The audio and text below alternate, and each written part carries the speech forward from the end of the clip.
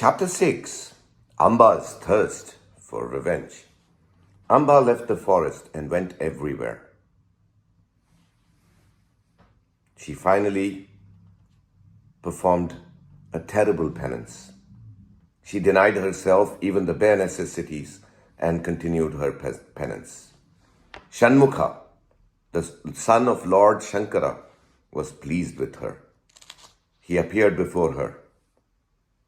He gave her a garland of ever-fresh lotuses and said, "My child, take this garland with you. The person who wears it round his neck will be the person who will kill Bhishma." Pleased with herself and with the gift of Shanmukha, Amba set out on her quest for revenge. Amba went to all the powerful kings of the land and tried to persuade them to take up her cause. They all refused it. All of them. Even her assurance that the garland given by a god was a sure sign of success was of no avail. Bhishma was so powerful, a personality, that there was not a single Kshatriya who dared to oppose him and make an enemy of him. Amba went to the court of Drupada, the king of Panchala. She laid the facts before him and asked him to help her. He heard her and said, "I'm very sorry to see your plight. If it had not been Bhishma but someone else, I would have championed your cause. But this Bhishma is different. He's a righteous man. I cannot fight any cause against him. He is not only powerful, but he is good. I cannot find any cause to fight with him. I'm sorry. I have to refuse you this request." Amba was desperate. She flung the garland round a pillar in the great hall of Drupada. The king was overcome with consternation. Everyone was afraid of Bhishma. Drupada was upset by this impulsive action of Amba. She left his hall in fury. The garland was there on the pillar. No one dared to touch it. It was guarded very carefully. Amba went to the forest once again. Her severe penance was resumed. In her heart there was place for only one emotion: hatred. Hatred for Bhishma. She hated Bhishma, and her only desire was to see him dead. Her penance went on for a long time. Finally, Lord Shankara appeared before her and said, "Grieve not, my child.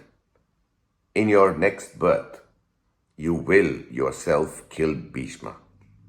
Amba was impatient. She said, "In my next birth, I will not remember my hatred.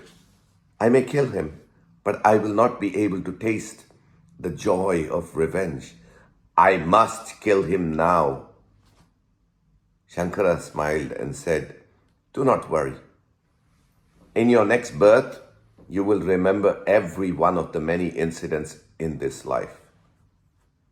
You will be born as the child of the king of the Panchalas, Drupada. You will be a woman first. Later, you will become a man.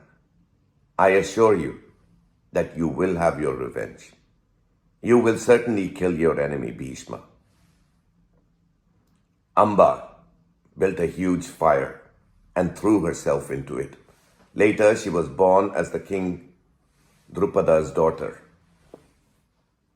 One day, while playing in the hall of the king, Amba saw the garland of lotuses which hung on the pillar. She took it down and placed it round her neck. Drupada, on hearing about this, came running. He was overcome with fear and consternation that she had dared to do such a thing. Amba smiled serenely at her father and said, "Be not so amazed, father. I have been born as your child for the sole purpose of wearing this garland. You can live in peace and leave the rest to me." She was called Shikhandi.